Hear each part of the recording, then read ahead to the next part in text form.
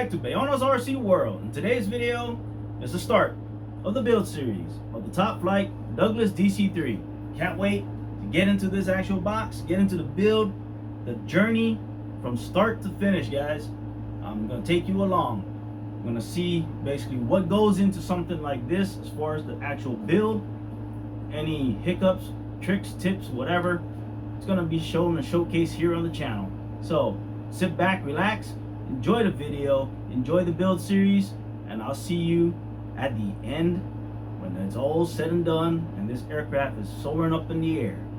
Alright, so if you guys like this type of content, don't forget to click the like button. It helps out the channel and the algorithm for YouTube.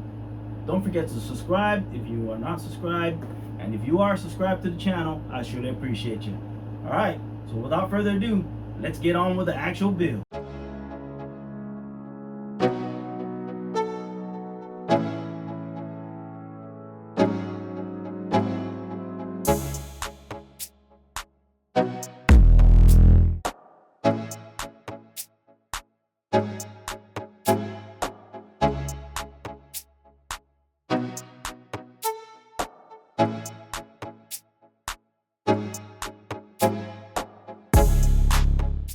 Alright guys, so first things first is making the skins for the horizontal stabilizer and the vertical fin.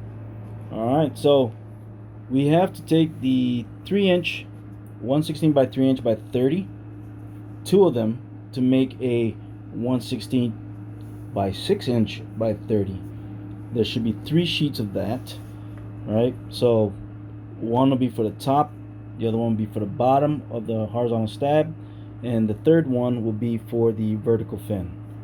Alright, so we're gonna get all the sheeting prepared, and right there is also the template. Alright, and I'm going to do the scale rudder, so it's gonna be that outline right there. Alright, so let's get on with actual preparing and edge gluing this sheeting. What I'm doing is I'm going to clean up all the edges on both sides of the sheeting, alright, because more than likely the cut from the mill and everything is not straight. So as you can see, we have more on this side than we do on this side, and I'm just going to take a sliver off, just enough to get this nice and straight. And so we're just gonna go ahead and run the X-Acto blade. We're not gonna be pushing down hard. We're not trying to cut through at one time. We're just gliding the blade lightly, and then we'll do another pass. Alright, now we can go push the blade further.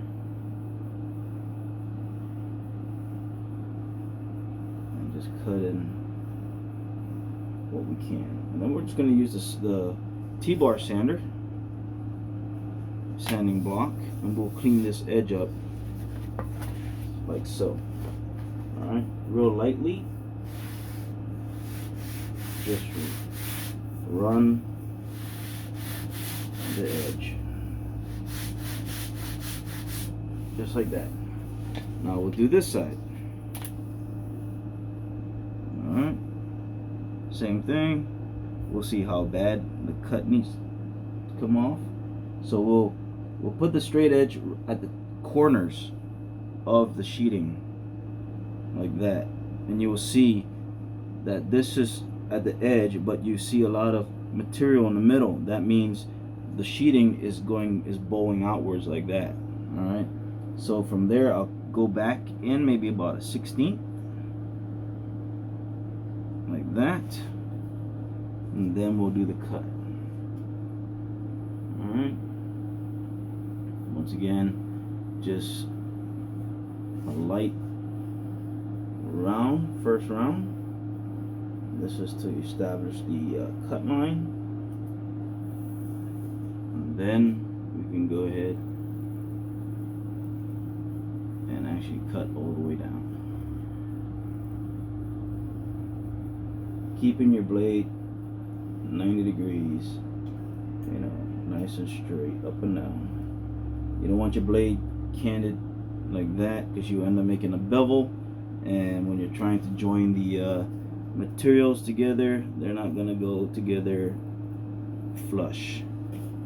Alright, then we'll do the same thing. Come around this corner and just kind of true up the edges.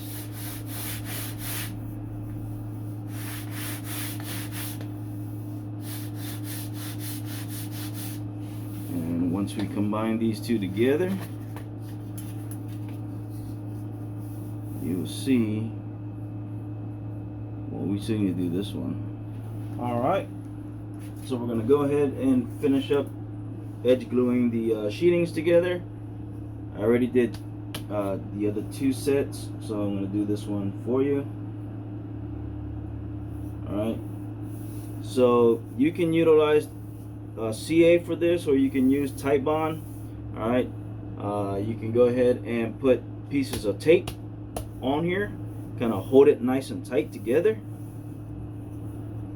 flip it over, add your glue, and then once it's all on there, push it down. All that glue will seep, you know, ooze out of the crack here or the seam, and then just wipe it clean, and then put some weight on top of this and let it dry.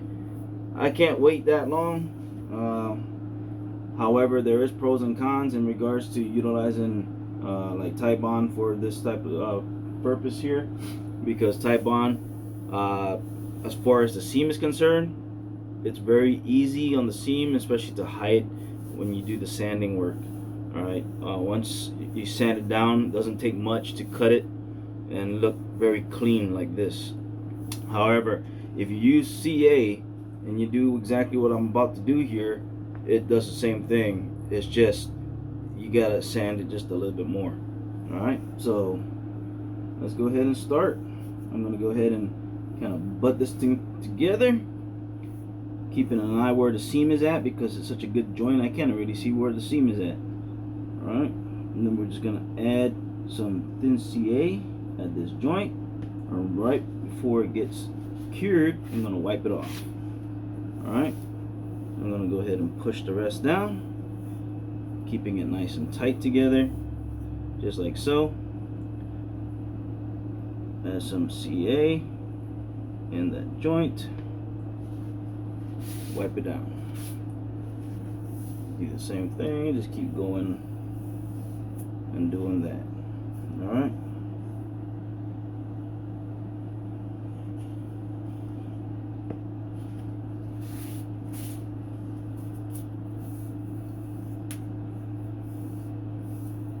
just like that.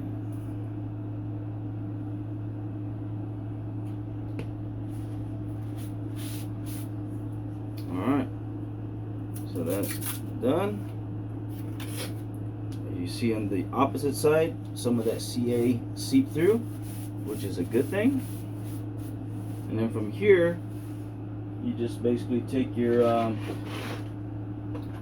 sanding block,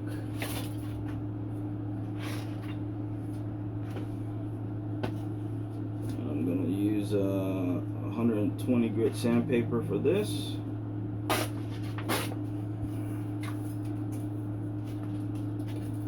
Just so I could cut it down quicker.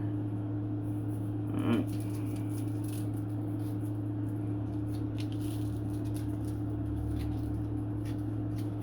And then from here, you just basically use the sanding block and concentrating on that seam area. Just sanding the whole sheet. Don't just sand the center, sand the whole sheet.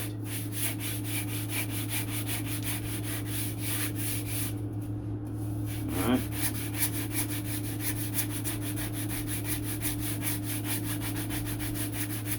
And this is how you get the that smooth look, even by using CA. Alright, do it to both sides.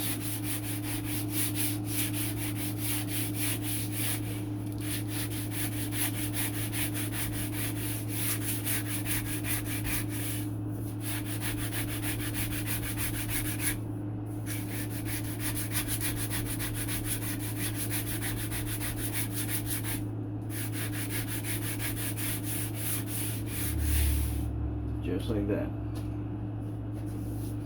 Then I get my vacuum and vacuum that all up. All right.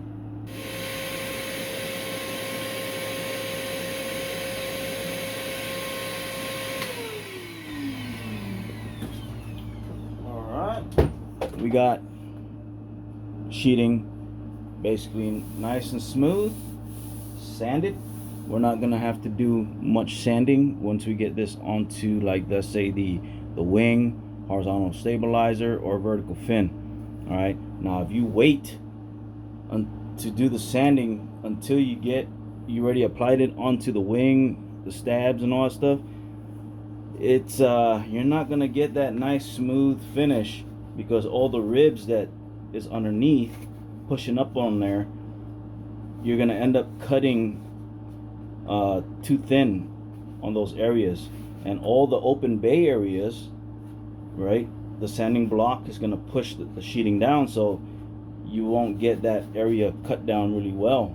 All right, so you're gonna have an uneven sanding job. You're gonna have the sheeting material being too thin on the rib areas and thick in the open bay areas. All right, so sand it now completely even while it's laid out just like this on a flat surface. All right, and that's how you get your work to look clean as well. Case in point, just like my my work here for the Great Plains Ultra Sport, and also, like, let's say the fuselage on my Top Flite P51. All right, so if you take your time now and do it right, you will have a nicer finish, all right, and less work and heartaches and headaches. Like if you were to take this for example, all right, let's go ahead and just give you an example. This is an unsanded CA, and this is what I normally see the builds out there. All right, you got the CA, they go ahead and they glue this down just like such. All right, and then they try to sand everything while it's on here. All right, so with all these ribs pushing up, you know, you're in these areas, and you get your sanding block and you start sanding away where the sheeting is touching those ribs, your sanding block is going to cut that area thin, and leaving the open bay areas, which is in between the ribs, keeping that as, you know, thick, because you got something, you got main support underneath on this rib here. So every time you push down on the sanding block, you're cutting that down right here thin. All right, so and most of the time it's going to be hard to blend everything together really nice and smooth compared to when everything is done on the table like this. All right guys, so we basically got the horizontal stabilizer construction on the go. First things we did basically was we pulled out or punched out the die cut trailing edge. There's two pieces, 1/8 thick. They're both symmetrical pieces. One is notched, that would accept the ribs from the inside, and the rear end or the back end is basically flat, it's not notched. All right, we glue those two pieces together, kind of sand it and get it all even with each other, and then place the ribs onto the trailing edge itself. Now what I did was I placed the number 6, 4, and S2 ribs respectively in its location, because those are the 3, or I say 6 ribs that you'll be utilizing the jig, basically mounting, hard mounting the structure down to your building board. And the jig basically is just made out of this 1/4 by 5/16 by 24-inch long stock that you cut down and place right beside ribs numbered S6, S4, and S2 respectively on both sides. All right, so as you can see, we got that there. The ribs are touching the jig tabs both on the building board, front and rear, or the full length of the rib, as you can see right here. And also, as you can see, I went ahead and I marked the cut line of the jig tab for later use. All right, because if you don't do that now, let me tell you, when everything's all said and done, it's time to cut that off and you didn't mark it, it's a little harder to locate the line, the cut line. All right, and so by doing it now while the ribs are all individual like this, you have a better idea where that cut line is at, so you can go ahead and mark them out now. So we went ahead and did that. Now I went ahead and I tack glued these ribs that are being held down by these jig tabs or jig, and that will basically secure everything down to this board. Now use a square to ensure that your trailing edge is lined up over the plans at the trailing edge location. All right, so went ahead and went straight down, sighted down all the way down the length of the trailing edge, and then I came back with my straight edge ruler and I placed it over the back side of the trailing edge to ensure that we are straight going down. All right, because we don't want this trailing edge to do this number. All right, so we've got to make sure it's straight all the way down. Okay, so leads us to where we're at now, and from here the remaining of the ribs, we're just gonna insert them into the respective slots over the plans, ensure that the jig tabs are touching the building board like such, and then we'll drop thin CA. All right, so you gotta make sure, also ensure that all your ribs are actually fully engaged in that jig tab or the slot on the trailing edge. All right, and then everything is even all the way around. If not, then make your slots a little bigger or wider. All right, so we're gonna go ahead and do that. We're just adding the ribs, the remaining ribs in the slot like such. All right, and then we're going to push it down, make sure it's touching the building board, and we're going to drop some thin CA on there. And then once we're done with that, we can proceed to the next piece of the build. All right, so the main thing here doing this is, before you start adding glue, make sure everything is pretty much as straight as you can get it. All right, over the plans, make sure your ribs are 90 degrees to the trailing edge. Make sure your trailing edge is over the actual plans, in line with, you know, the trailing edge location. All right, the best that you do here in this beginning stage will set the stage for a truer, straighter, you know, assembly. All right, so take your time in doing this portion. Don't rush it. The better and the assembly, the bulk of it now is done, the better off you will be in the rest of the construction. All right, so from here we already did the jig tabs. I'm going to ensure that all the ribs are fully seated, and then we're going to drop some thin CA. All right, so make sure everything's over the plans.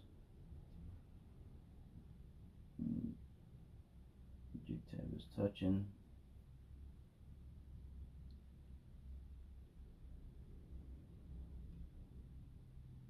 And of course, my CA is going to be plugged up. It is what it is.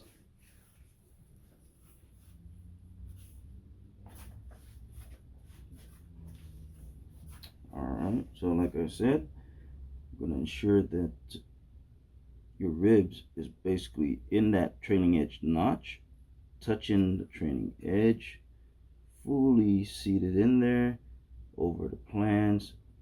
Your jig tabs are touching, and then go ahead and put some thin CA. If I can get my CA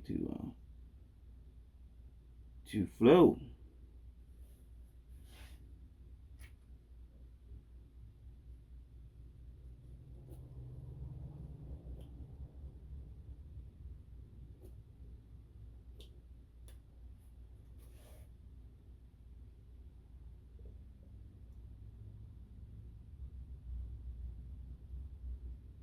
Alright. So we got thin CA there. And to ensure that your ribs are actually touching down and staying there, you can apply T-pin through the bottom portion of the jig tab, just being careful not to break it. Right, it's kind of reason why they got the current jig tab the way it is to prevent a lot of poking of the T-pins through the ribs. Sometimes it tends to crack the jig tabs off.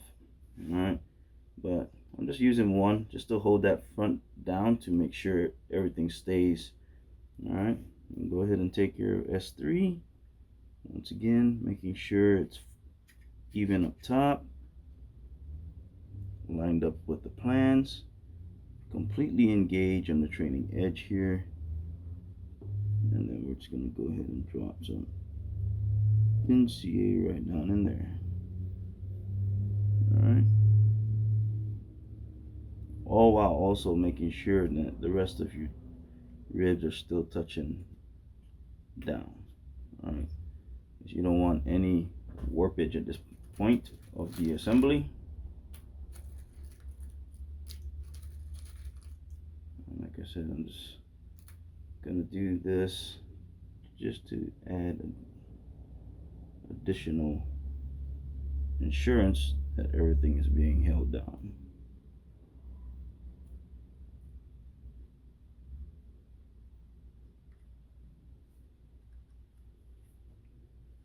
Okay,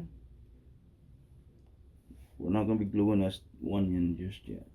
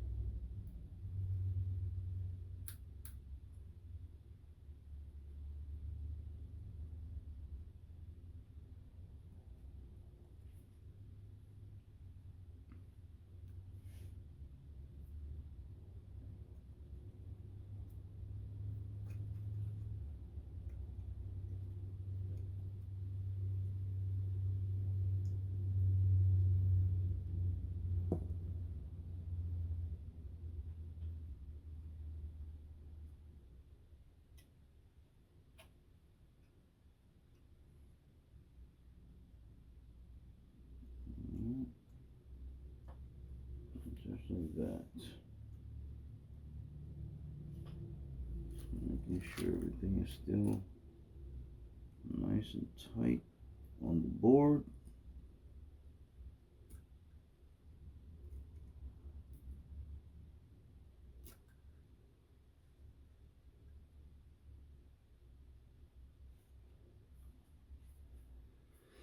Alright, so that's that. Now we're going to go ahead and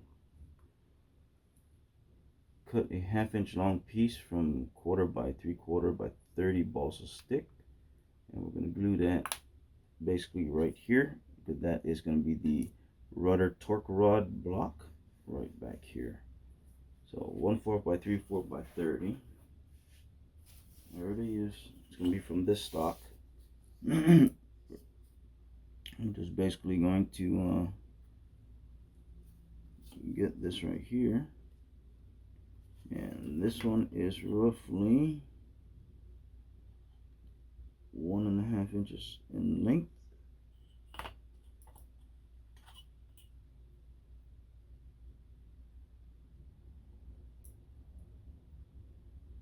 So I'm going to go ahead and we're going to cut one piece off.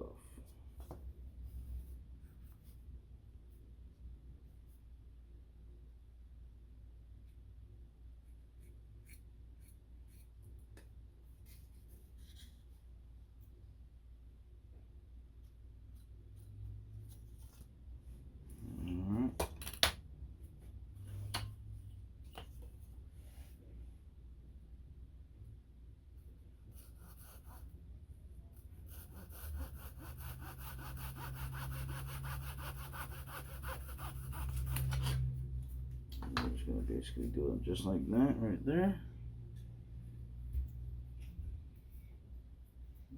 Just like so.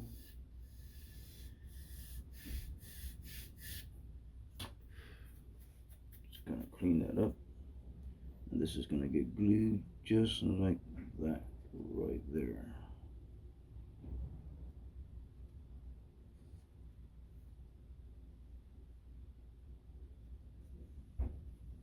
Trying to keep it nice and even.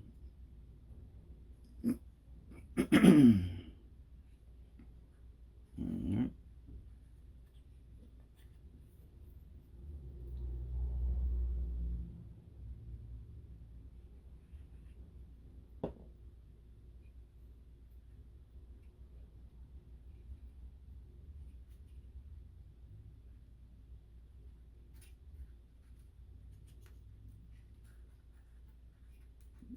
You just hating that things don't go as planned.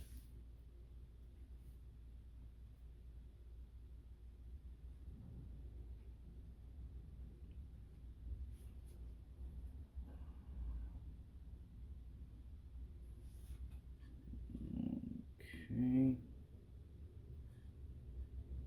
just trying to get it nice and even up here. I guess if it's not completely even, that's okay, we can sand it later.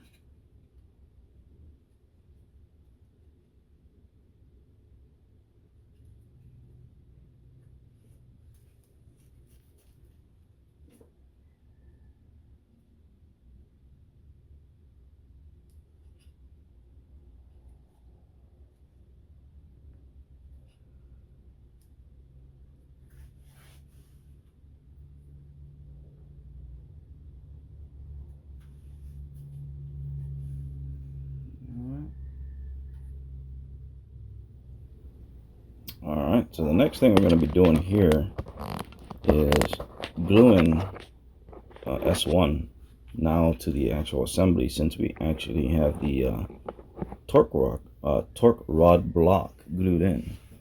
And so we can now situate S1 with the rest of the rib assembly. I'm going to get my little square thing here going on. Alright, so I'm going to place this to see if I can use this. If not, then we're just going to eyeball it. Okay, over the plans.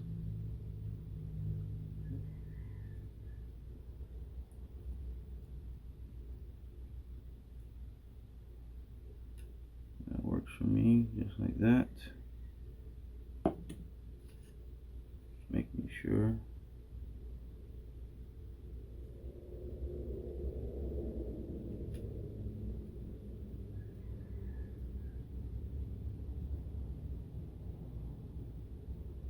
And of course,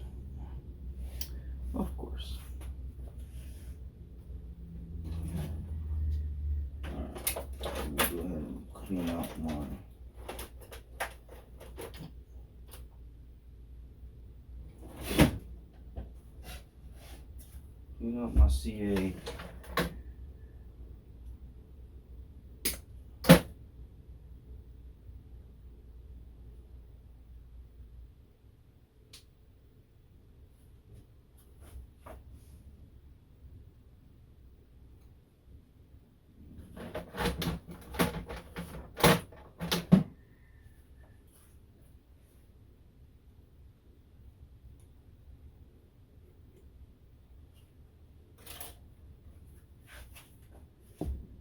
Alright, let's do that again.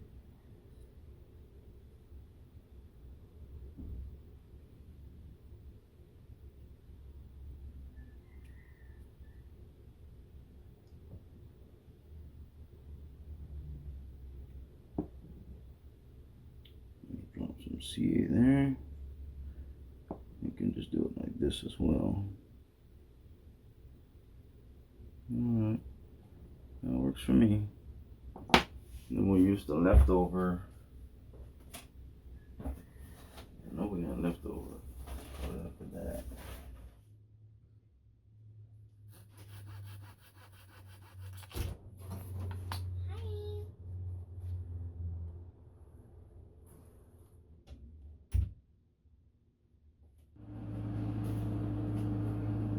Alright, so the horizontal stabilizer pretty much is framed up.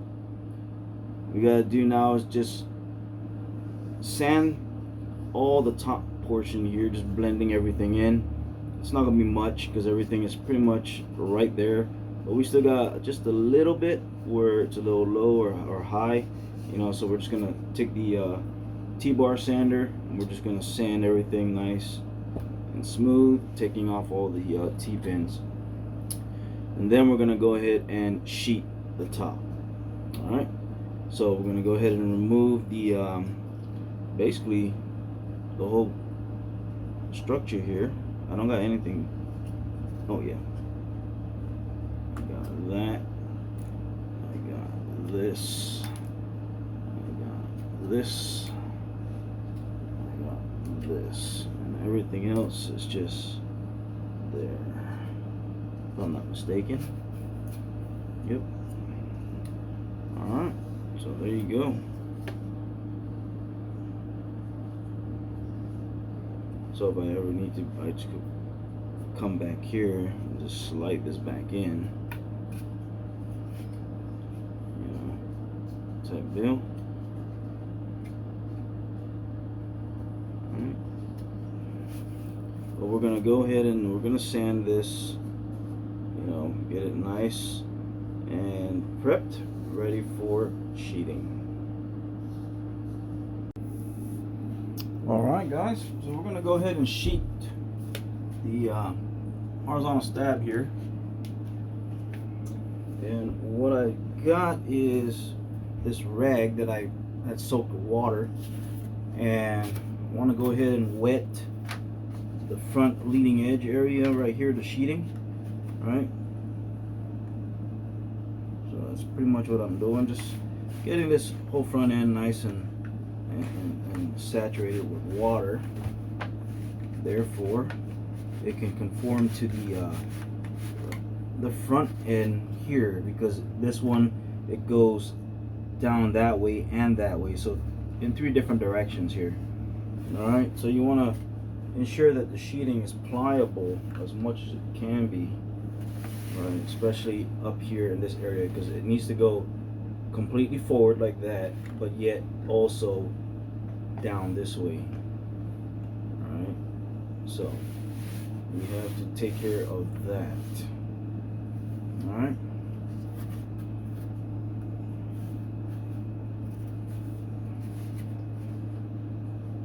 and so I'm gonna utilize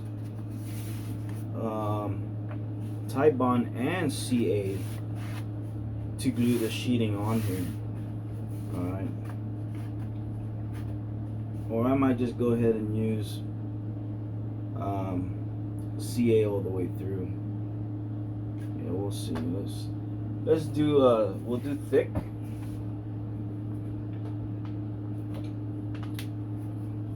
We'll do thick CA for the ribs, and then medium CA for the outer perimeter area. All right. Now, let me see. With this, because you know you don't want to put it on crooked, so I'm probably going to tape this. Alright guys, so we're basically getting the sheeting nice and soaked with water here. Alright, the material of the sheeting is pretty thin, so you know 1/16, so it doesn't require any ammonia or anything like that. The water is just fine. Alright.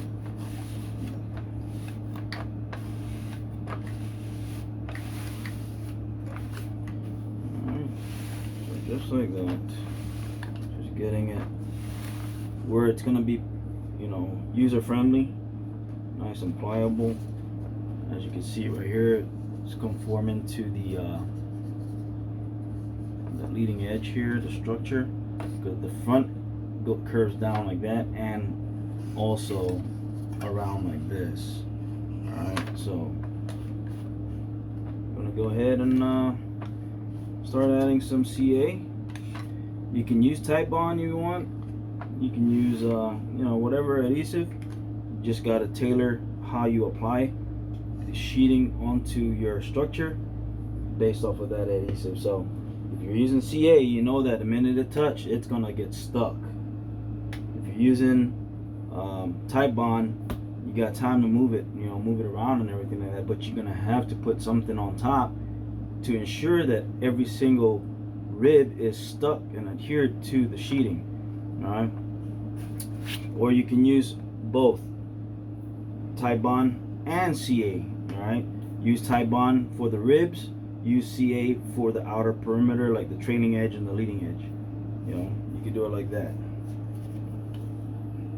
All right, so we're gonna go ahead and I'm gonna use CA. That's what I'm going to use all the way through.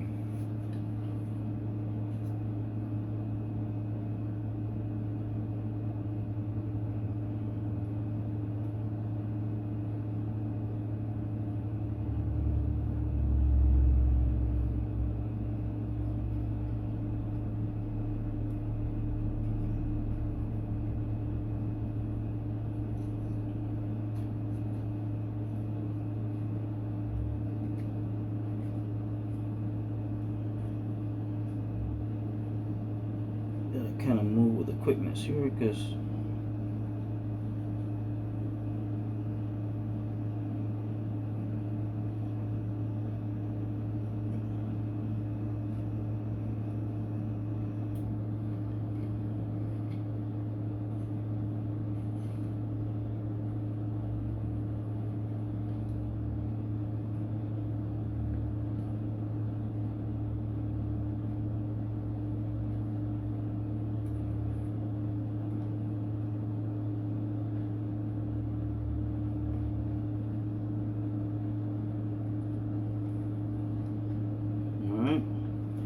I'm going to use medium on the outer perimeter, like right here, all the way around.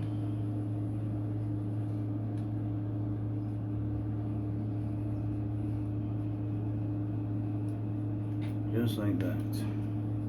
Alright, here we go. Putting the sheeting down.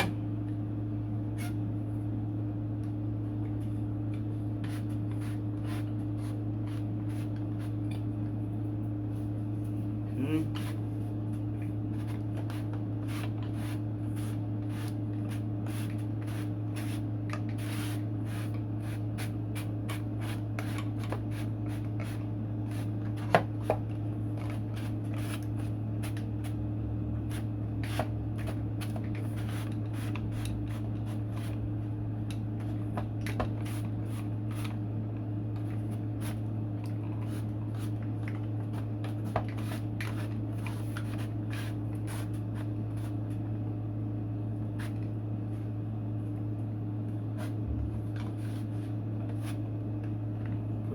plate on the back end like this. That way.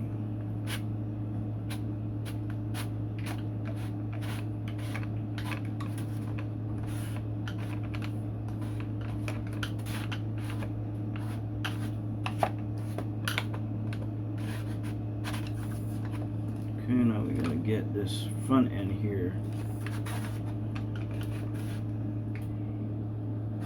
work through that CA.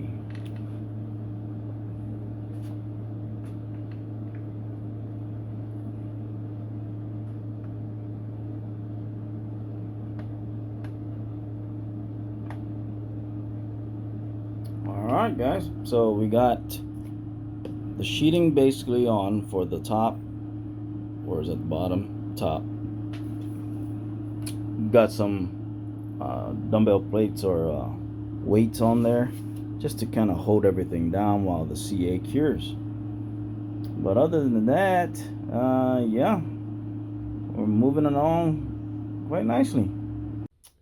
Alright guys, so we got the actual horizontal stabilizer and the elevator basically all constructed up. Alright,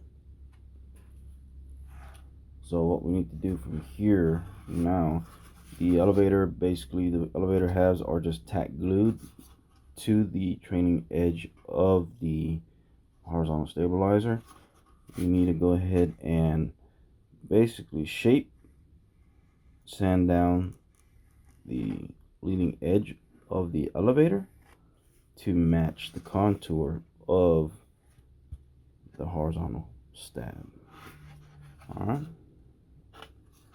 so we got all that there. Now in the instructions,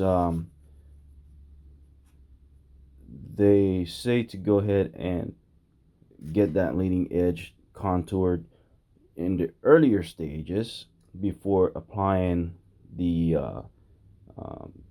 hinge blocks and also the actual ribs. However, I went ahead and I'm doing the scale rib location. All right, so if you look at the plans here, you got all these additional dotted lines. That is pretty much where it says right here. It says scale rib location, and then you got the regular build, which is, you got these right here, which is just your just the regular rib location. All right, I went ahead and I went with the scale rib location, so it's a little bit more ribs. They didn't include additional material for that, so you basically have to use some scrap 1/16 sheeting to make up the difference, to create more ribs for the elevators. All right, so it's pretty much what I did, as you can see right here.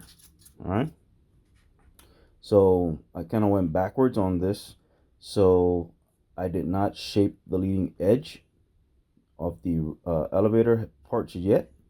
I went ahead and I added the hinge blocks. All right, and then I went ahead and I added the ribs. All right, the initial plan for the build is pretty much contouring the leading edges of the elevators, and then situating the ribs, and then adding the blocks. So it's kind of a different way of doing it. It's just the way I did it. It just made a little bit more sense, especially doing the scale rib locations. The ribs are a little, eventually they're more compared to the normal, right? Therefore, and also closer, and as well, as you can see here, you got the hinge blocks, right? If you're doing just a normal elevator with a normal rib location, you see that the hinge block here falls basically right in between this rib right here, these two ribs, right? And then this one falls basically in this bay, and this falls in this one bay. Now if you do the scale rib location, all the ribs are closer and it doesn't align with this. So I went ahead and I made the blocks a little longer so that it can go from one rib to the other. I couldn't do it from here to here because then it's just gonna leave me that big of a block. All right, so I went ahead and I stretched it all the way to each end, if that made any sense at all. All right, but that's pretty much what I did, as you could see. And we're just gonna go ahead and start sanding this, getting it all matching up with the horizontal stab, and then we'll remove the elevator halves and we'll draw our center line so that we can go ahead and do the bevel.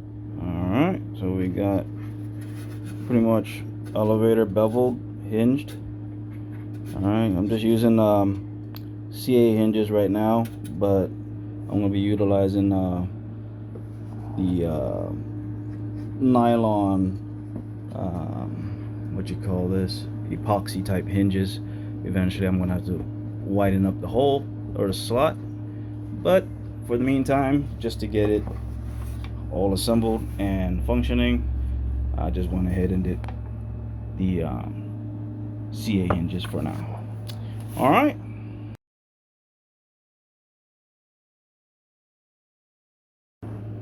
alright, so we got started on the vertical fin. Mainly, first things we'll be doing here is just pretty much gathering up all the materials needed to get this portion of the build started, which includes all the rib hinge mounts right here. We got all that. We still need to drill that out.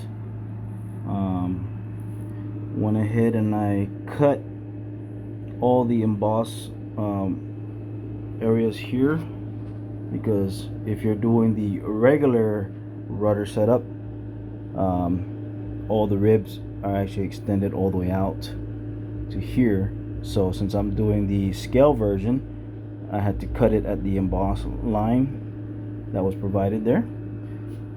Alright, and then went ahead and situated the ribs V1 through V7 over the plan, utilizing the stock balsa here to kind of prop it up there at a 90-degree over the respective rib location, utilizing the square to get it lined up with the trailing edge like so.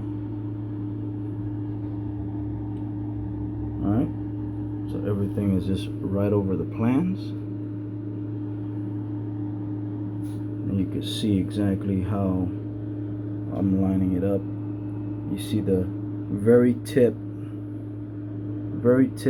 of the square at the very edge of that line of the trailing edge. You see how it lines that up with the ribs.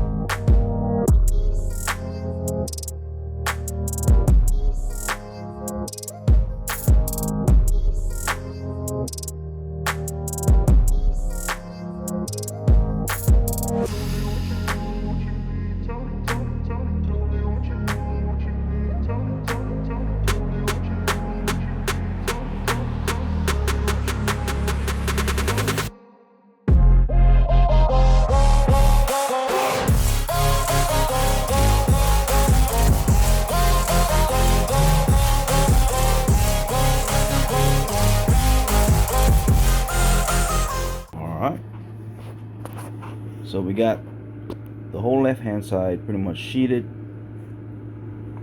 from the fin and also the rudder itself. Everything is working pretty good so far. We also got the ribs on the rudder. Went ahead and sanded that. Yeah, I didn't do much of the recording portion of this, only because it was really a first time experience with this, and I didn't want to miss something. Too busy trying to concentrate on the angles and all that stuff on the video, and you know, just pressing record and recording it in real time. It's gonna be a long video just on that. So doing it on time lapse as well, to me, just didn't really serve any justice on that. So went ahead and just done it off camera, and we'll just basically talk about it right here. Alright, so this has been in the beginning, just looking at the instructions to this, it looked kind of, you know, wow, overwhelming, right? But once everything was all situated and kind of get the idea of what's going on, everything makes sense. And so yeah. Alright, so this is the right hand side. Alright, now my torque rod here can just basically slide in and out very freely. Alright, so there's no binding or anything on here. Alright, it's free. So you want to make sure when you do this that everything is all straight. Alright, you don't want to have any deviations or any crookedness going on this portion of the construction, because your rudder is just not going to function properly. Alright, now it's not going to pivot at the moment completely, because we need to sand a round corner over here. Alright, like on the plans, it's going to be shaped, kind of rounded off, and then from there, that's when the rudder will be able to fully pivot on that hinge. Alright, so we can remove this complete hinge like such, and we could separate the rudder from the actual structure with ease with one hand. Alright, so that's the rudder, as you can see, and eventually all that's going to get sanded once we take off the jig tabs. All that trailing edge is going to get sanded to the ribs. As you can see how much sanding that needs to be done, so I'll cut that majority of the way, and then all I have to do is just basically cap off the hinge location here on all sides. So basically 3 here and 3 on the opposite side. But other than that, and then final sanding, just basically rounding off the leading edge here, and then the top. I still gotta go ahead and make my anti-collision light housing, just like I did on my Cessna 182. Other than that, as you can see, you got full deflection, even though this is not how much it's really gonna deflect when I get this thing all set up. Probably just gonna be about there, if anything.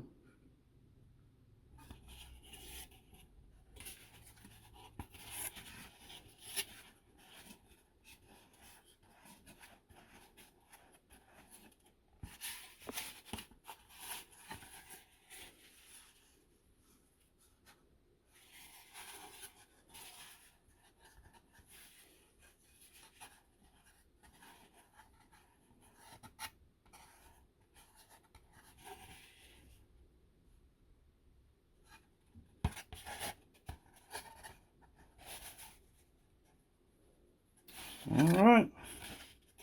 Choo-choo.